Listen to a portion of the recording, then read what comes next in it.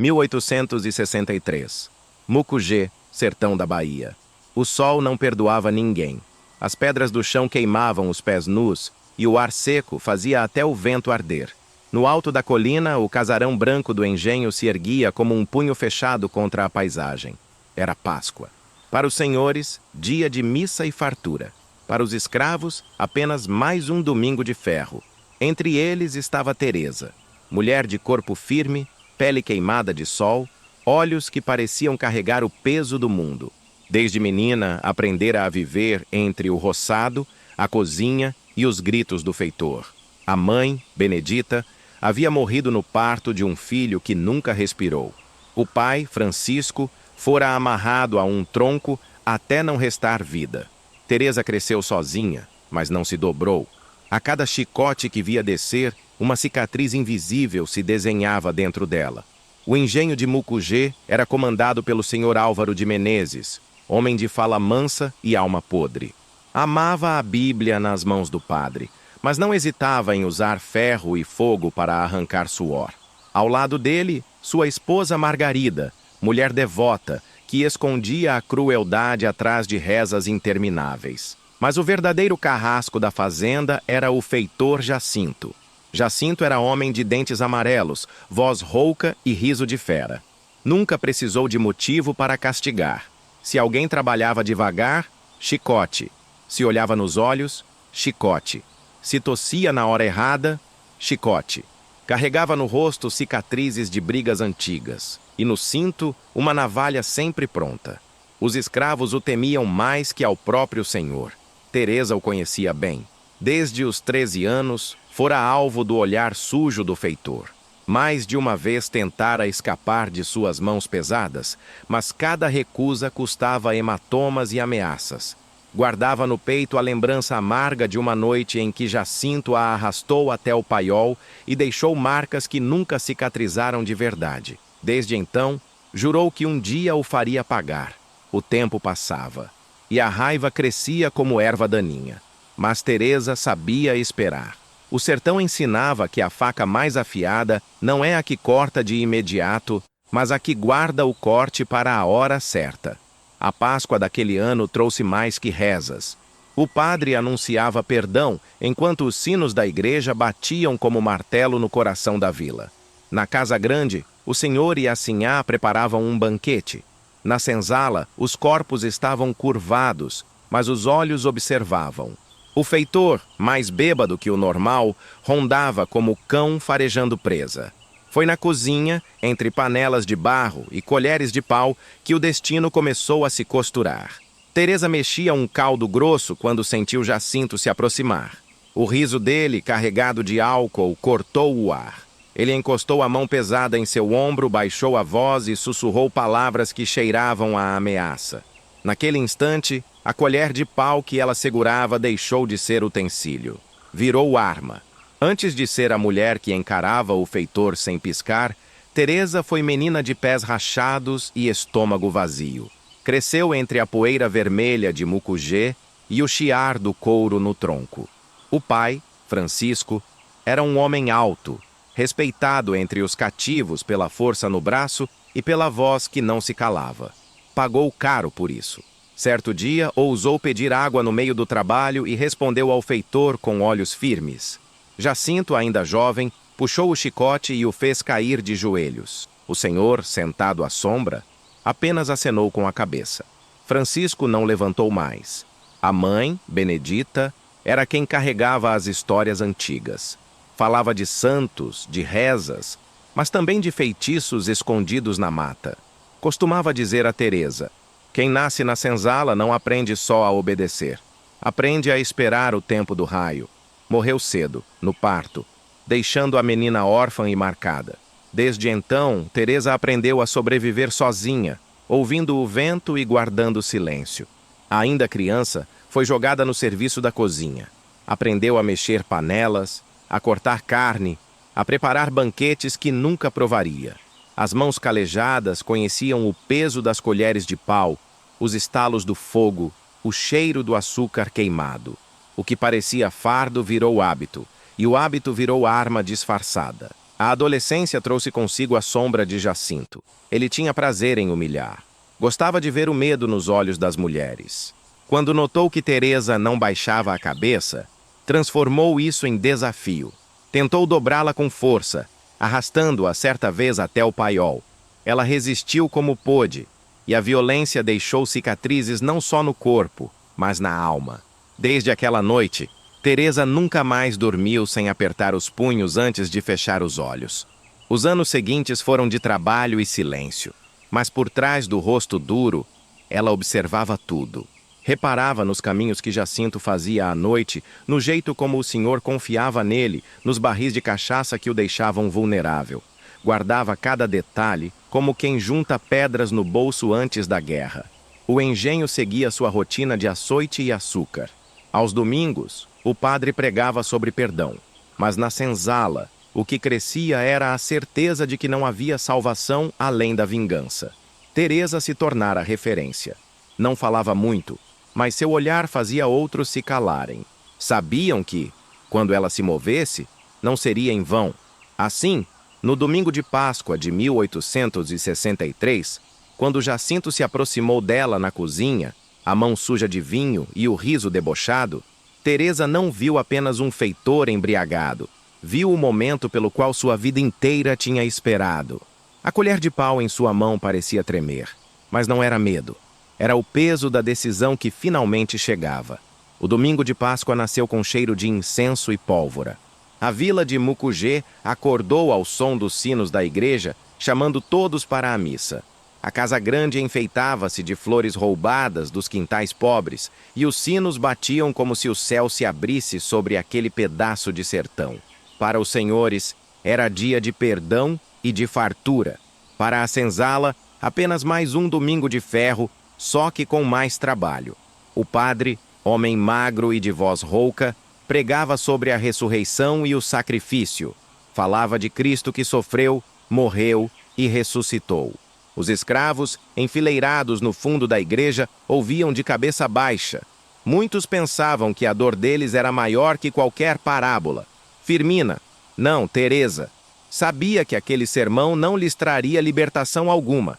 Cristo podia ter ressuscitado, mas na senzala só se ressuscitava para o chicote. Enquanto o senhor Álvaro e a sinhá Margarida rezavam com devoção, a cozinha do engenho fervia. O calor do fogão de lenha se misturava ao cheiro de carne assada, de pão fresco, de vinho derramado. Teresa comandava as panelas com destreza. Seus braços fortes mexiam caldeirões, cortavam temperos, acertavam medidas. À sua volta, outras mulheres corriam, obedecendo ordens, apressadas para que o banquete estivesse pronto. A cada ordem, Jacinto entrava e saía, rondando como abutre. O feitor já estava embriagado antes do meio-dia. Tinha bebido na porta da igreja, gargalhando como se fosse dono da fé alheia. Agora enfiava-se na cozinha, cutucava as mulheres com o cabo do chicote, roubava pedaços de carne das travessas. O vinho escorria pela barba mal feita e seus olhos se fixavam sempre em Teresa. Ela não desviava. Continuava mexendo a panela, mas por dentro cada músculo vibrava de raiva. A colher de pau em sua mão já não era só utensílio. Era a continuação de seu braço, extensão de sua vontade. Do lado de fora, a festa crescia. O salão principal da Casa Grande recebia convidados. Ricos de outras vilas vinham provar do banquete, rir alto, falar de negócios e de escravos como se falassem de bois. O som de copos brindando se misturava a gargalhadas e a música desafinada de uma viola. Na cozinha, porém, o clima era outro. O suor escorria dos corpos curvados e o cheiro de gordura queimada se misturava ao de medo. Jacinto, mais ousado, aproximou-se de Teresa. Passou a mão pesada pelo ombro dela e disse em voz baixa que depois da ceia teria um tempo só para os dois. O riso dele, carregado de álcool, ecoou como ferro batendo em ferro. Teresa não respondeu. Apenas apertou mais a colher de pau na mão. Lembrou-se do pai tombando no terreiro, da mãe morta sem ver a filha crescer, da noite em que o feitor a marcara com violência. Lembrou-se de cada lágrima engolida de cada grito abafado. Naquele instante, ela soube que não esperaria mais. Enquanto a casa grande celebrava a ressurreição, Teresa se preparava para o sacrifício que se transformaria em vingança. O caldo borbulhava na panela, grosso, pesado. O barulho lembrava o sangue fervendo dentro dela. Os olhos de Jacinto, já turvos de cachaça, ainda zombavam. Foi nesse riso que Teresa viu o sinal. E ali, no coração da cozinha, entre fumaça e pecado, a colher de pau ergueu-se não como ferramenta, mas como sentença. O salão principal estava tomado por risadas e taças que tilintavam. O padre, já convidado a se sentar à mesa, falava sobre a bondade dos senhores cristãos que ofereciam alimento a todos. Hipocrisia. Do lado de fora, na cozinha, o cenário era outro. Suor, calor e medo. O contraste entre fartura e miséria nunca fora tão cruel. Teresa mexia o caldo, mas não estava mais na cozinha. Sua mente via o pai gemendo no tronco. Via a mãe expirar com os olhos voltados para o céu de barro da senzala. Via-se a si mesma, a menina, tentando lavar no rio as marcas do feitor que a tocara sem consentimento. Tudo pulsava dentro dela como um tambor de guerra. Jacinto entrou de novo, cambaleando, o passo firme de quem se achava dono do mundo. Trazia o chicote enrolado na mão e o cheiro de cachaça no hálito. Aproximou-se de Teresa, colocou-se atrás dela e com a voz arrastada disse: "Hoje é dia de festa, e a festa também é minha." Os olhos das outras mulheres se abaixaram.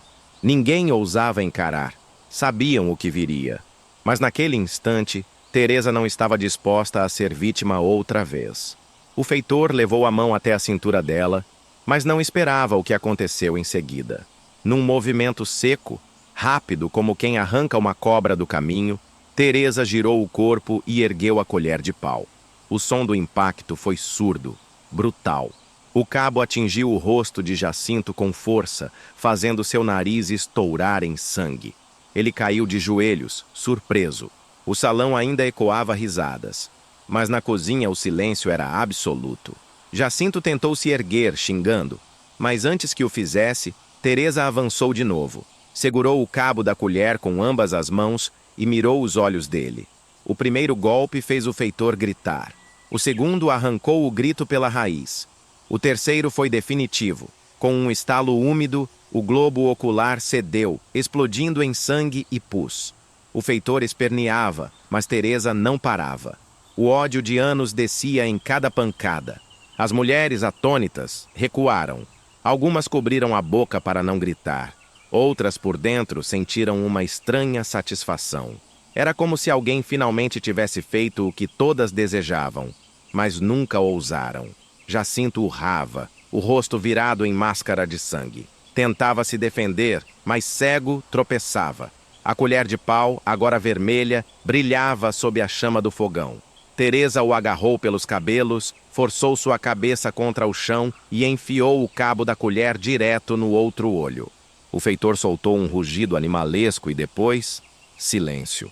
O corpo inteiro se debateu por alguns instantes até cair mole, derrotado, cego para sempre. O barulho atraiu atenção. Um criado da casa grande entrou na cozinha, mas ao ver a cena, o feitor caído, ensanguentado, Teresa de pé, a colher erguida, recuou apavorado. Não ousou chamar socorro. Saiu correndo. Teresa ficou ali, ofegante, com os braços manchados de sangue. O coração batia como tambor.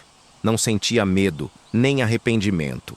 Sentia apenas uma estranha leveza, como se finalmente tivesse devolvido ao mundo uma parte da dor que ele lhe dera. Lá dentro, na sala de banquete, os convidados ainda brindavam, alheios ao que se passava na cozinha. Mas em questão de minutos, o sangue derramado chegaria à mesa. E o domingo de Páscoa jamais seria esquecido em Mucugê. O cheiro de sangue se espalhou pela cozinha antes que a notícia se espalhasse pela casa. As mulheres ficaram imóveis, algumas trêmulas, outras com lágrimas nos olhos. Teresa permaneceu em pé, ofegante, com a colher ainda manchada em punho. O corpo de Jacinto jazia no chão, contorcendo-se como bicho ferido, os olhos arrancados transformando o rosto em um buraco de horror. Ele não estava morto, ainda respirava em soluços de dor, mas já não era mais o carrasco de antes. Foi um menino, um dos criados da casa grande, quem primeiro correu para contar. Subiu as escadas aos tropeços, berrando que o feitor estava caído. O salão, até então cheio de gargalhadas, silenciou. Os convidados olharam uns para os outros sem entender.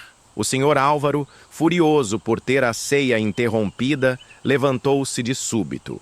A sinhá Margarida levou a mão à boca, já pressentindo a tragédia. Quando entraram na cozinha, o choque foi imediato. O corpo de Jacinto, ensanguentado, esperneava em gemidos surdos. Teresa, firme, ainda segurava a colher como arma. Seus olhos duros encaravam o senhor. Não havia submissão, não havia desculpa. Apenas a verdade nua de sua vingança. O silêncio durou segundos, mas pareceu eterno. Então, os gritos começaram. As mulheres brancas se encolheram, horrorizadas. O padre, que já se encontrava embriagado de vinho, fez o sinal da cruz com mãos trêmulas, balbuciando palavras sobre o diabo. O senhor Álvaro avançou com fúria, mas parou ao ver nos olhos de Teresa algo que o fez hesitar. Ela não temia morrer. "Maldita!" vociferou ele, cuspindo saliva. "No dia de Nosso Senhor, cometeu o maior dos pecados." A sinhá, entre lágrimas, gritava que a negra deveria ser despedaçada viva. Outros convidados murmuravam, uns pedindo vingança imediata, outros temendo que aquilo fosse o início de um levante maior. O corpo de Jacinto, arfando, era testemunha de que a ordem do engenho havia sido quebrada. Do lado de fora, a notícia correu mais rápido que o vento. A senzala soube antes mesmo que os sinos da igreja batessem. Homens e mulheres saíram para espiar, escondendo o brilho nos olhos. Havia medo, mas havia também uma chama nova. Alguém tinha tocado a casa grande. Alguém tinha ferido o intocável. O senhor Álvaro ordenou que Teresa fosse amarrada. 2 capangas se aproximaram, mas nenhum deles ousou encostar de imediato. Ela permanecia imóvel, segurando a colher como se fosse uma espada. Quando finalmente se atiraram sobre ela, foi preciso 4 homens para derrubá-la. Ainda assim, ela mordeu, chutou, resistiu como fera. A arrastaram até o terreiro, sob os olhares de todos. Jacinto foi deixado no chão da cozinha, gemendo como animal abatido. O padre gritava que era preciso purificação, que aquilo era obra de Satanás. A sinhá chorava de ódio, pedindo que a rebelde fosse queimada viva. No terreiro, Teresa foi jogada ao chão. O senhor, vermelho de fúria, anunciou diante de todos: "Esta negra vai pagar com o corpo e com a alma." Mas naquele instante, os olhos de Teresa não buscavam perdão nem piedade. Olhavam fixos para a casa grande, como se gravassem no ar o recado que ficaria para sempre. Ninguém, nem mesmo o feitor, era intocável. O terreiro do engenho parecia um palco armado para o martírio. Os sinos da igreja ainda ecoavam no alto da serra, anunciando a Páscoa, mas embaixo, na terra vermelha, o que se preparava era sacrifício humano. Teresa foi arrastada pelos braços, com a roupa rasgada, o rosto manchado do sangue de Jacinto. O sol do meio-dia ardia sem piedade, fazendo o suor escorrer misturado ao sangue. O senhor Álvaro de Menezes caminhava de um lado para o outro, possesso, a voz trovejando contra o silêncio dos escravos reunidos. "Aqui se quebra a ordem, aqui se afronta a vontade de Deus e de seus donos. Esta negra maldita não vai respirar mais o ar da nossa fazenda." A sinhá Margarida, pálida e trêmula, berrava entre soluços: "Matem-na!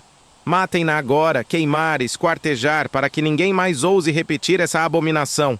Os convidados, embriagados de vinho e de medo, olhavam a cena como se presenciassem o apocalipse.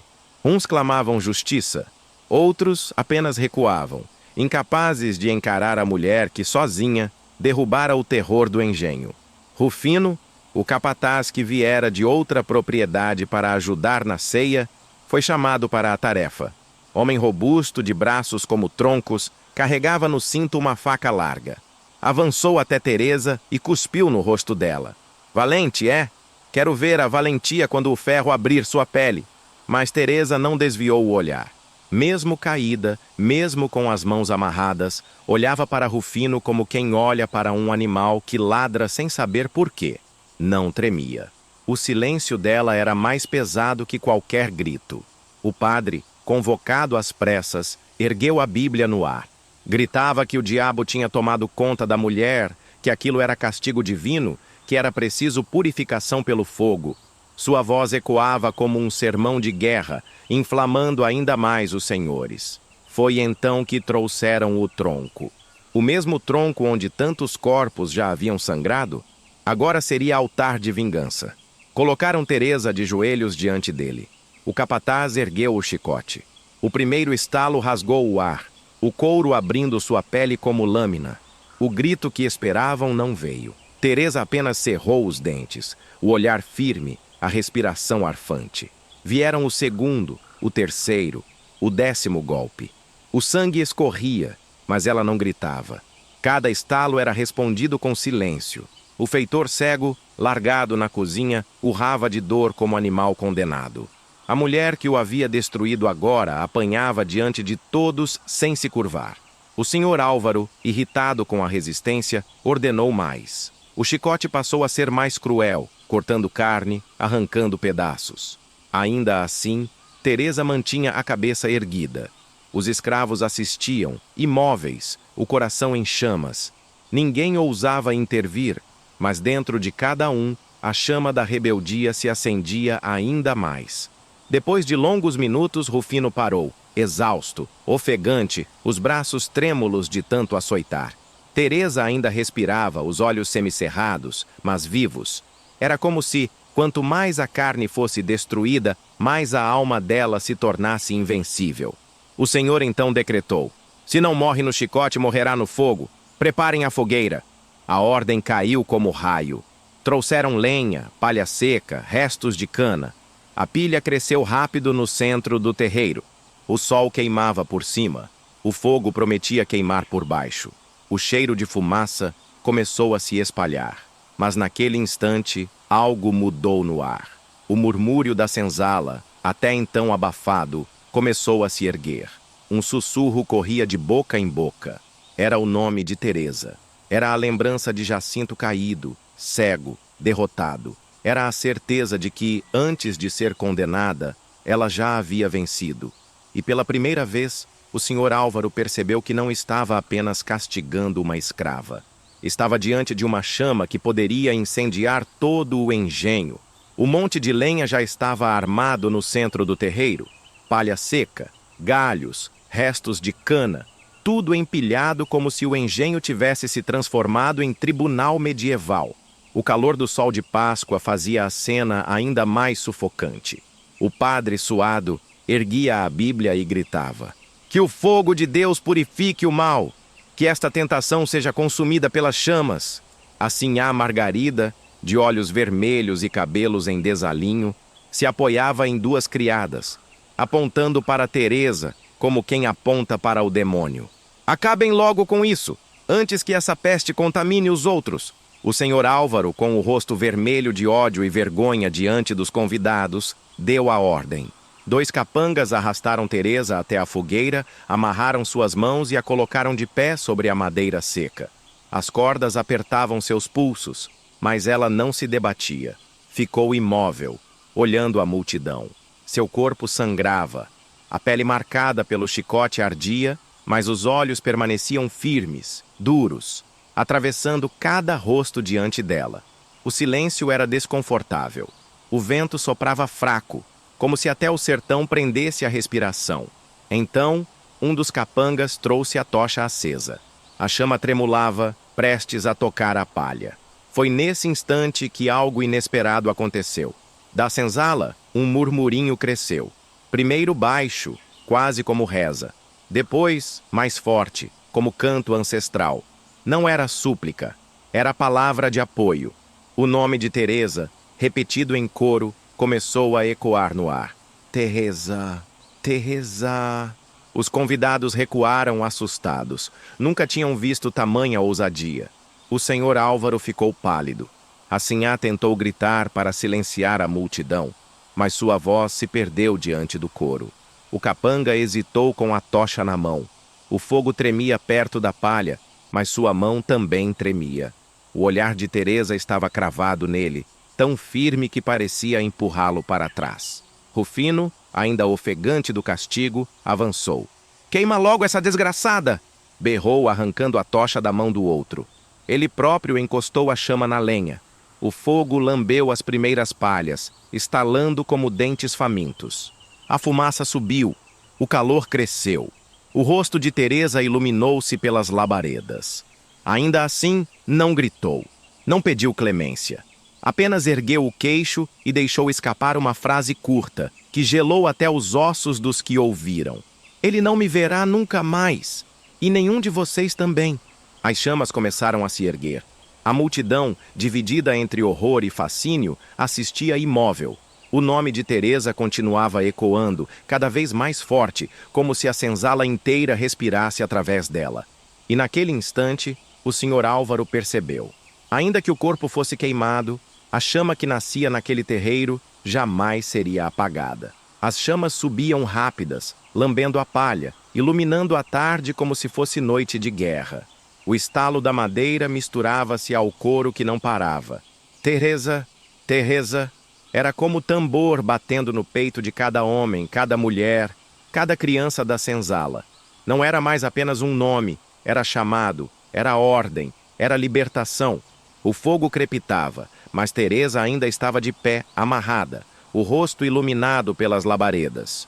O calor queimava sua pele, a fumaça ardia nos olhos e, mesmo assim, ela não baixava a cabeça. O olhar dela atravessava o terreiro como lâmina invisível. Não havia súplica, havia desafio. De repente, um dos escravos mais jovens, Crispim, que até então permanecera imóvel entre os outros, avançou. Sem pensar, correu até a fogueira e, com um machado de cortar cana que trazia escondido, golpeou as cordas que prendiam Teresa. A madeira estourou, as amarras caíram. O corpo dela tombou para fora das chamas e Crispim a puxou pelos braços, arrastando-a para longe do fogo. O silêncio que se seguiu durou menos que um suspiro. O Sr. Álvaro berrou, cuspindo ódio. "Peguem-no! Matem os dois!" Mas já era tarde. O grito dele se perdeu dentro do rugido coletivo que explodiu da senzala. Homens surgiram com foices, mulheres com pedras, pedaços de pau, qualquer coisa que servisse como arma. Crianças gritavam, velhos choravam, mas ninguém recuava. O nome de Teresa agora se misturava com gritos de guerra. Os capangas da Casa Grande tentaram reagir, mas foram engolidos pela massa. Um deles caiu com a cabeça esmagada por uma pedra. Outro foi derrubado com uma enxada cravada no ombro. O sangue escorria pelo terreiro, misturado ao barro quente. O padre largou a Bíblia e correu, tropeçando na batina, murmurando que o inferno havia descido ao engenho. A sinhá Margarida foi puxada às pressas pelos criados brancos para dentro da casa. O senhor Álvaro, pálido, sacou uma pistola, mas sua mão tremia. Atirou no escuro, atingindo apenas o vazio. E no meio do caos, Teresa, ferida, ensanguentada, ainda respirava. Suas pernas vacilavam, mas ela se ergueu com a ajuda de Crispim. Caminhou até o centro do terreiro, pegou a colher de pau caída no chão e a ergueu no ar. O grito que saiu de sua boca não era humano, era ancestral. Era o som de gerações que sofreram em silêncio. "Chega! Hoje é o dia!" A senzala inteira respondeu. E pela primeira vez em décadas, a Casa Grande sentiu medo verdadeiro. O fogo que começara como instrumento de punição se espalhava agora como bandeira de revolta. O domingo de Páscoa, que deveria ser celebração dos senhores, tornara-se o batismo de sangue da senzala.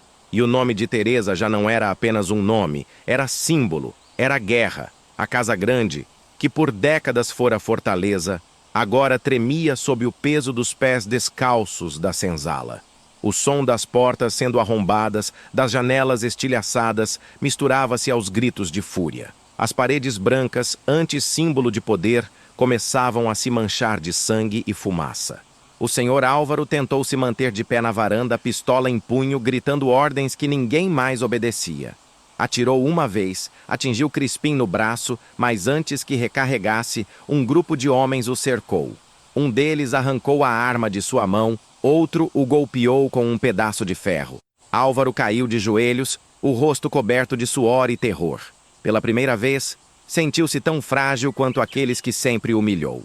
Dentro da casa, a sinhá Margarida chorava histericamente, cercada de criados brancos que tentavam escapar. Alguns foram pegos na fuga, arrastados para o terreiro e derrubados como bois. O padre, escondido atrás de um altar improvisado, gritava salmos em vão, pedindo a Deus que poupasse sua vida. Mas a revolta não tinha piedade. Décadas de dor, açoite e silêncio explodiam em cada golpe, em cada pedra lançada, em cada parede incendiada. O engenho, feito para esmagar corpos, agora era esmagado por aqueles que sustentaram sua riqueza. E no meio do caos, Teresa avançava. O corpo dela estava em frangalhos, mas os olhos ardiam como fogo vivo. A colher de pau, suja de sangue, era mais temida que qualquer espada. Cada passo que ela dava fazia os outros abrirem caminho, como se uma força invisível a empurrasse para a frente. Encontrou o feitor Jacinto no chão da cozinha, ainda vivo, gemendo, os olhos arrancados transformando o rosto em caveira de carne.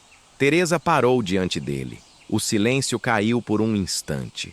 Todos aguardavam o que ela faria. Ela se abaixou, segurou o rosto dele com firmeza e aproximou a boca do ouvido.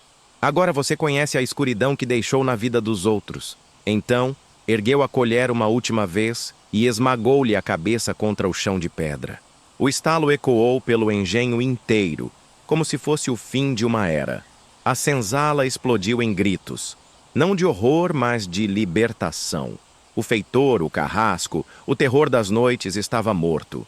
E fora uma mulher quem o destruiu. Do lado de fora, o fogo já se espalhava pelos canaviais.